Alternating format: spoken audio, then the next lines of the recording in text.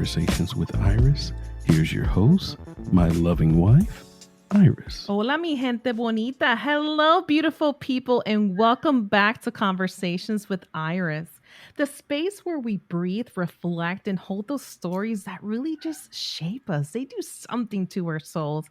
You know, sometimes I feel like life takes us through seasons we didn't ask for, that they just break us to open new things, new opportunities, have those conversations that move us and just help us rebuild each other piece by piece. And yet, somehow, there's still some type of beauty of becoming and raising awareness, sharing your story, getting your voice heard.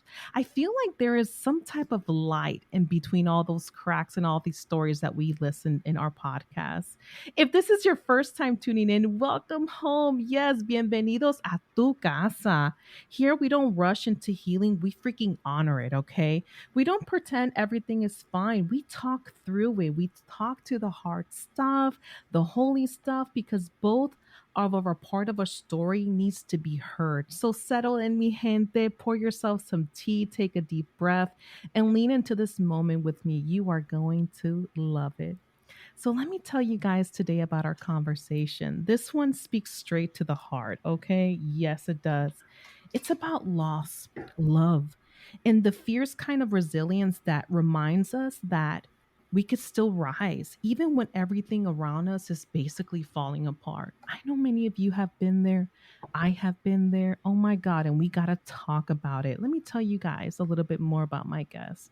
She is a wonderful mother of six, a trauma survivor, and the founder of the Colin James Barth Outreach, which is a nonprofit organization that really truly helps women provide led households with legal issues, financial issues, and just provide them that emotional support that they need to have or to rebuild after a serious crisis that happens to them. And what I love about this is that my guest today wrote a beautiful memoir called Notes from a Blackberry. Isn't that beautiful? Notes from a Blackberry. It's a truly beautiful, raw account of love, loss, and survival, from raising a daughter with a rare genetic disorder to losing her first husband to cancer, and later just finding a way to endure that emotional abuse and nearly just that broke her spirit. She put all those pieces back together. But what I love about her powerful story is that she didn't stay broken, okay? She turned that pain into purpose, which I love it when people do. They come back stronger, harder. They talk through it. They want other people to learn from their experiences. And now my beautiful guest is helping other women just find the courage to do exactly the same. So, mi gente, let's welcome this incredible podcast person that we're going to go ahead and have on, the resilient, the wonderful Julie Barth. Welcome and bienvenidos. Hi, Iris. How are you? What a Very wonderful good. intro. I hope I Oh, can live up to it. I am so glad that you enjoy that. You deserve your flowers. You truly have done beautiful work. And I feel like your story just carries so many beautiful layers. I mean, you talk about love, you talk about loss, resilience, and truly it's about rebirth, right? And before we unpack all of that, I just want to let our listeners know, I want to slow things down for a second and tell us a little bit, when you look in the mirror today after what you lived through, because you went through a lot, Julie, what is Julie Barth going through right now? Or what is the season of your life right now? Right now, when you talked about rebuilding, I was talking earlier today about it. And, life today isn't about rebuilding as much as it's like I'm on a whole new property building. My days right now are people. I think people are so focused on, I want happiness. I want, this, I want that. And I found peace. And I will tell you that peace is completely underrated. I want to be happy. I'm sure everyone does, but I would never sacrifice my peace again. And that's something that guides everything in my life now. I settle whenever something happens. I can take that deep breath and it just feel like it will be okay. Where, for probably decades of my life, nothing ever felt okay. So it's just, it's a whole new experience to be passionate about helping others and not feel as if I have to help myself, is really a good headspace for me to be in. And I love that. You mentioned it's not about just rebuilding, right? It's like you are on this happy phase of your life right now. You found that thing we love to call peace. Like a little weight has been lifted off your shoulders, it sounds like. You sound content with life. And I love how you're bringing this passion and talking to other women. And I want to just go and take our audience members just a little bit back as to what truly shaped the woman that you are now. We talked about where you're currently at in your season in life. You're content, you have peace. But tell us a little bit about Julie. Who is she? I would say that I'm a pleaser by nature. I tend to absorb the emotions of others around me, and I've always had this propensity to want to make everyone and everything okay. I guess that's the mothering in me. Make Um, everyone happy, right? Not even happy, just like, I would say, just because of the things that I've been through, where other people feel like life is life and death sometimes, like for a good decade, it really was, trying to find a cure for my daughter, trying to find a cure for my husband. Um, you know, I think when you're someone who was born as soft as I am, and I used to hate feeling soft because I almost equated it to weakness. Having been hit as many times as I had, I think at the beginning, I would have never imagined that I could withstand what I did. Just pick up the pieces, keep moving along, keep, moving forward. Um, so that, yeah, the young me was just always trying to make everyone else okay. And I think that shaped who I am now, where I'm okay not saving the world, but I do feel as if the universe has continually almost hit me over the head with Yeah. specific things for a reason. And I guess for the first time, I found purpose in it, where, I guess at some stages in my life, I felt sorry for myself or resentful that I was baggaged with, sick kids, sick husband, an emotionally abusive person in my life. But I feel as if all those experiences have now shaped me. And it's almost like I had a aha moment where, like, oh, that's why I went through what I went through, because I feel as if my purpose is to try and lessen the burden of others, not through taking things off their plate, but through sharing experiences so people don't feel alone. And I love that. And thank you for sharing that with us. And you're a pleaser by nature. I always feel like when you're a mom, I think that comes naturally, right? It's amazing. It's like it's built in us since we're born, right? And we become moms and we're like, we're just pleasers by natures or wives or whatever it is. It's Yeah. amazing how life is. It just comes naturally, right?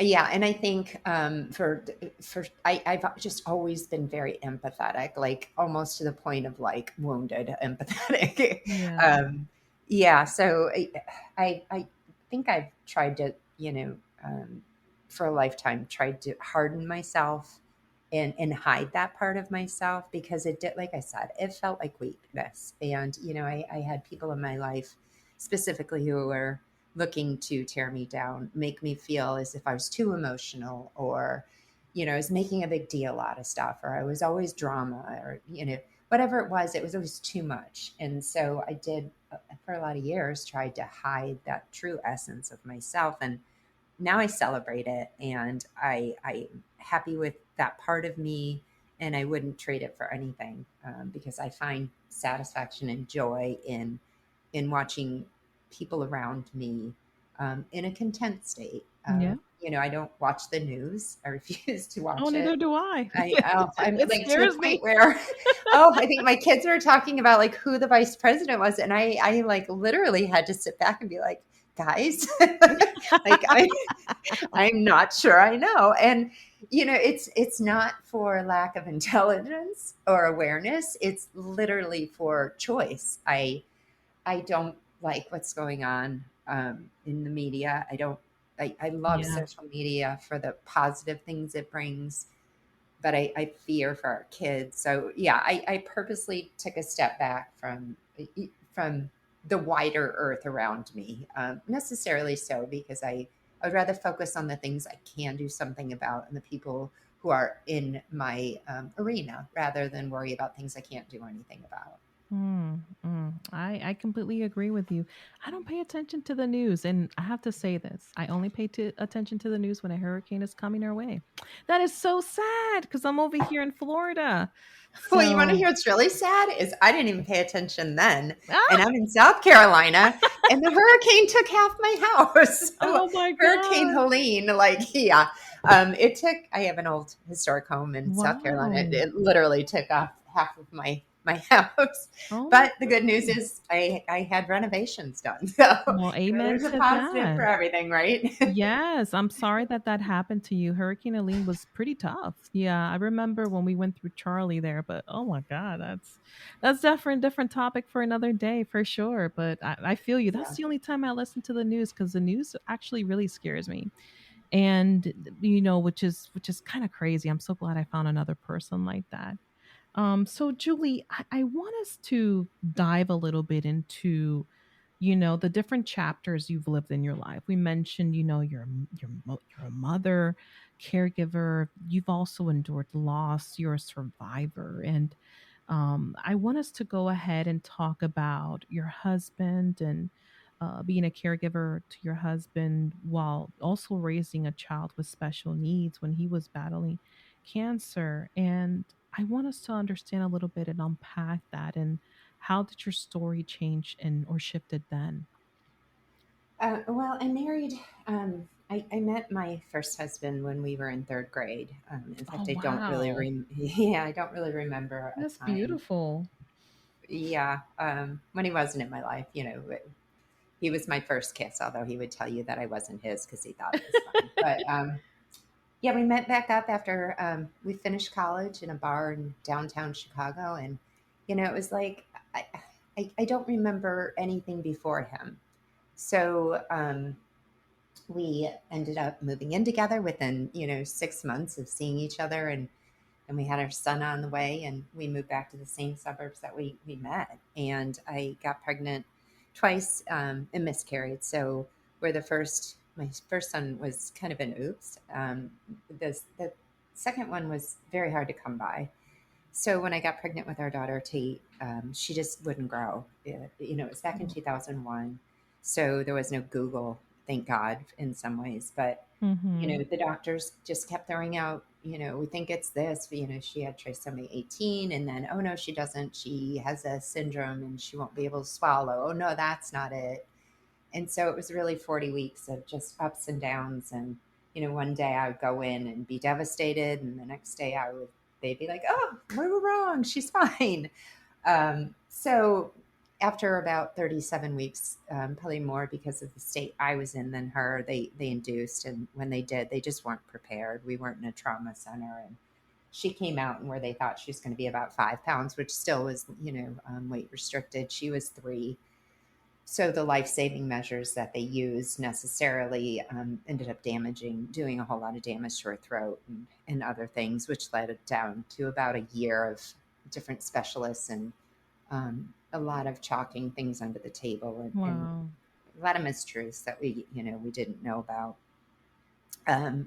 But we got her to a place. We had reconstructive airway surgery, and we just kind of kept on keeping on through that. And when she was better, I had always wanted a big family, so we added 2 more children to our world. And um, my husband Colin was a trader down at the Board of Trade, and he just was very detached. Our youngest was about 6 months, and our oldest was about 10. And I finally said to him, he had been back and forth to the doctor, and we thought it was just stress. And I finally said, you need to go to the hospital, figure out Mm. what's going on, because I need you back. And within a couple hours, I went to the hospital and found out that he had a non-operable tumor on his pancreas and several lesions in his liver. So within the next 2 weeks, I think it was, the time frame gets kind of cloudy, but we were told that he had stage 4 pancreatic cancer, that he should go home and say goodbye to his children. And that was the story they wrote for him. So Oh my gosh. Hmm. yeah, it was pretty devastating. But I've never been one to throw in the towel easily. So Yeah. I kind of just, everything that they told me would happen with Tatum, 20% of it maybe happened. Did, the other 80 didn't. So I kind of was resolved to, to make him the survivor and all of it. So we did get a trial, and he ended up living for 16 months, some of them good, some of them bad. And we ended up losing him in 2009 after a very, very, very long, hard fought battle, which is the book I wrote, Notes from a Blackberry, is named that because I had a Blackberry. For Yeah. those of you out there who are old enough to know what that is. And when I would go to chemo with him, I was writing Tatum's story because it was just 4 years of ups and downs and just craziness. And then it just kind of necessarily flowed into his story, and I would email it, and then I would piece it together on my laptop at home. So Mm. that's where the book came from. Oh my God, that's beautiful to know. And I'm very sorry for your loss. Thank you. 2009 that happened. But finding the courage to write a beautiful memoir about your experiences, what you went through.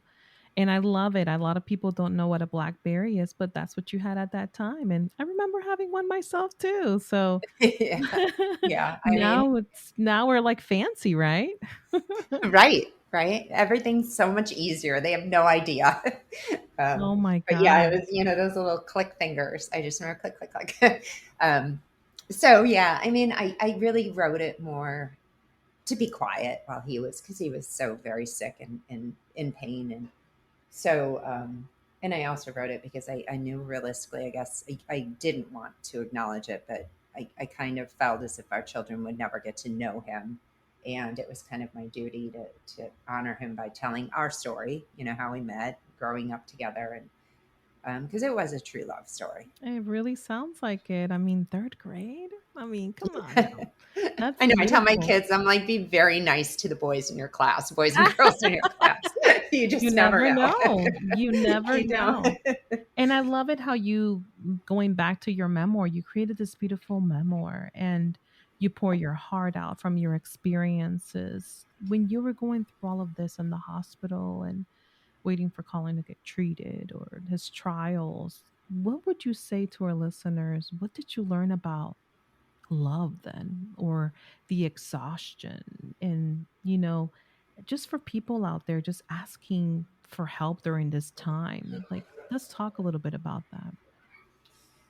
Well, I think that's the problem is when you are going through something like that, you don't ask for help. You're so knee deep in it. My experience was, I had all these children, and I almost felt as if, as a caregiver, if I didn't hold tight to everything, if I didn't control everything, down to like even picking the kids up from school, if I let one little piece drop, then it was all the house of cards was going to be gone. I do feel as women that it's hard to accept help from people. And so, people always, always ask. And I even do it myself, and I catch myself, like, well, what do you need? Or what can I do for you? Or if you need anything, let me know. Yeah. And you're so immersed in just like, you don't even know what you need. So you're never going to take anyone up on it. And you already feel so weighted down that it's almost like you don't want to drag people into your world because it's not a fun world, and it's very sad. So when you are out with people, you don't want to talk about it, but yet you have no one to talk to, and it just becomes, you put a barrier up between yourself and the people around you, and then it almost feels like life has moved on, and your life doesn't. And then by the time it's over, you feel like you just don't belong anymore. Everyone else is carried on with life, and things have happened that you didn't know about, and weddings have gone on, and birthdays have come and gone. And it's almost like you don't even, it's like meeting someone in a grocery store after you haven't seen them in 20 years. Like, where do you even start? So you just kind of like surface, hey. Um, and I really just, I think I closed myself off because I thought, I don't even know where to start unpacking all of this. That is so true. And I think also just kind of shifting a little bit and talking about like the abuse, the quiet abuse, right? And reclaiming power. That's one thing that you hone in on a lot. And you also created the Colin James Barth Art. I hope I'm saying that right. Barth Outreach. Did I say that right? You did, Barth. yes, Okay. yes.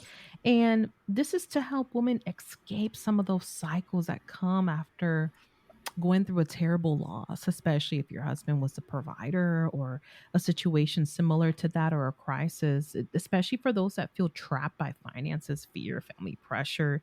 There's a lot of things going on there that happen. And what would you say in your advice? Because you've been through it, you lived through it, ma'am. You've done it. What is the first step women could take today just to feel like unsafe or unseen or financially struck? What can they do to avoid that? I think that, it's really about not looking at the enormity of a situation. I think we can all relate to that.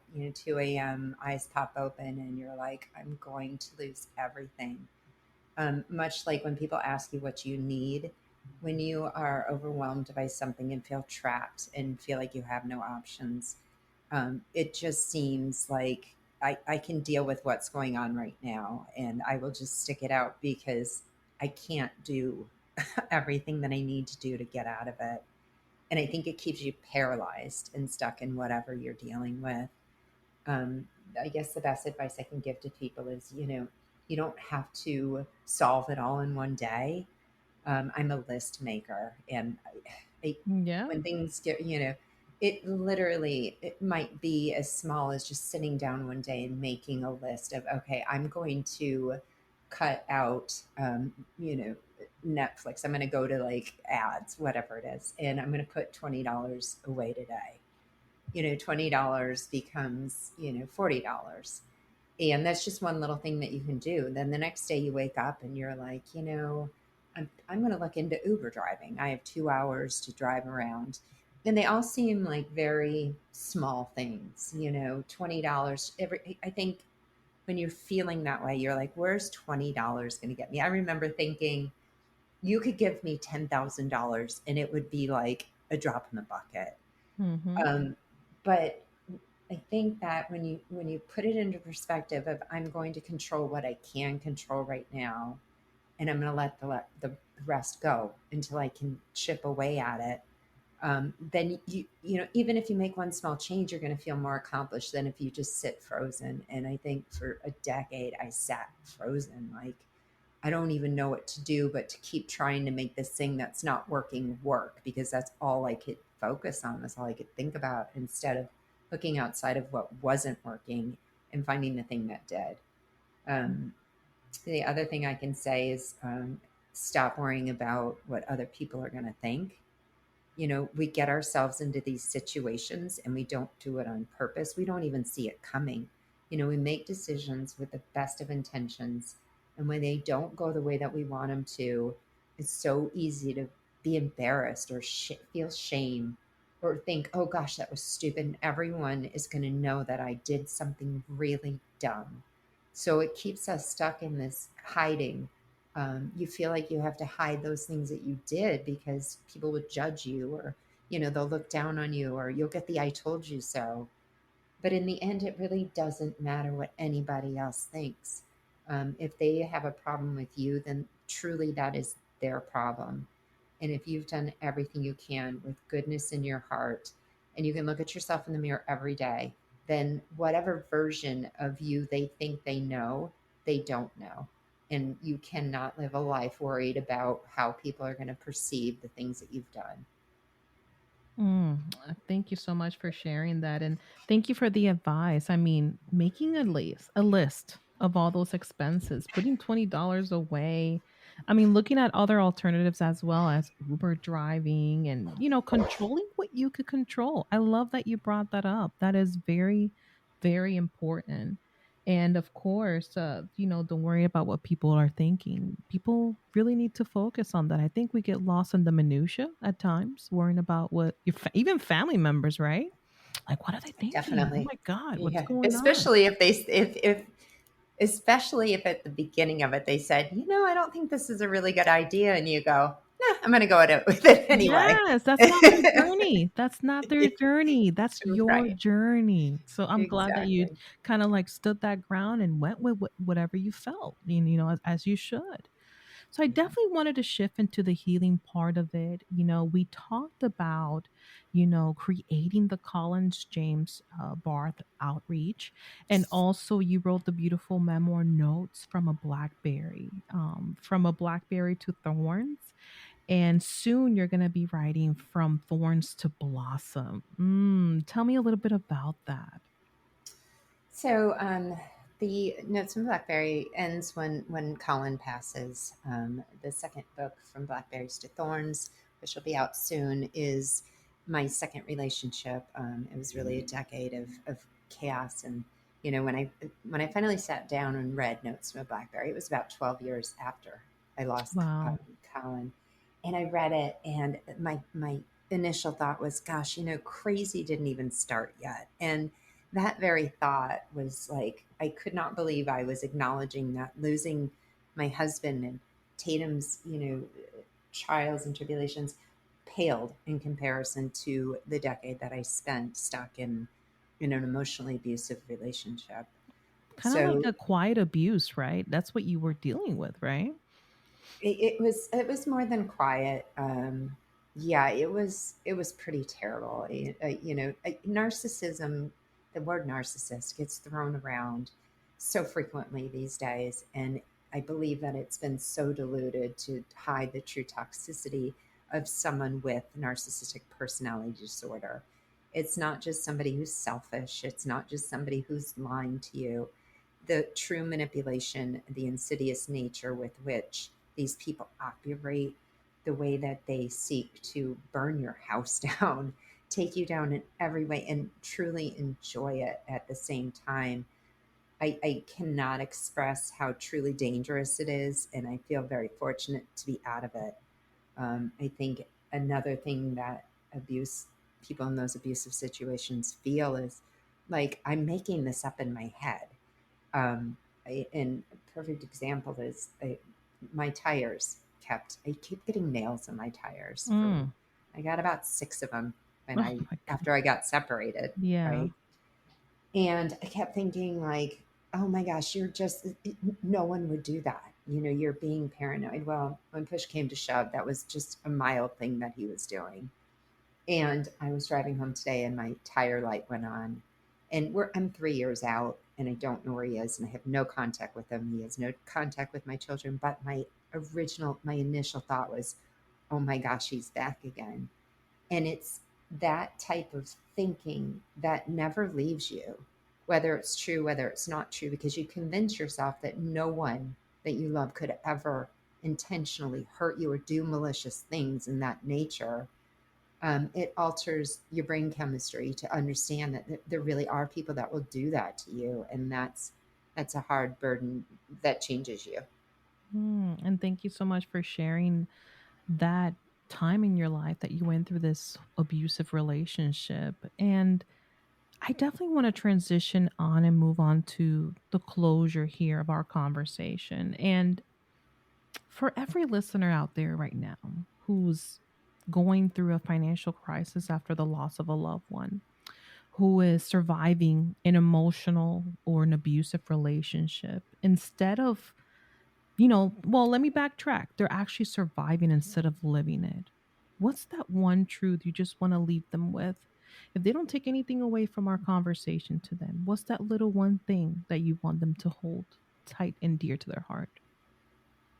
That the realistic nature is that things probably will get worse before they get better.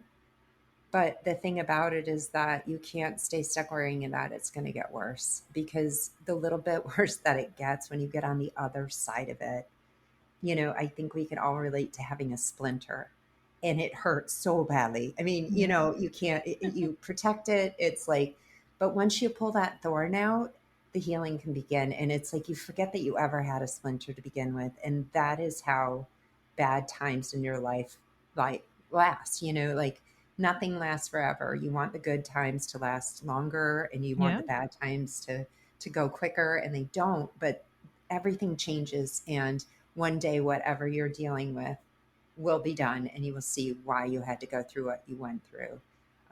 But staying stuck and not pushing through it and just holding your breath and walking through the fire to get to the other side is not going to, you have to necessarily for your own good. Mhm. So tell us, how can we connect with you? How can our listeners find you, find your beautiful memoirs, your books, your learn a little bit more about your nonprofit organization, and just overall follow your incredible work that you're doing out there for women individuals alone?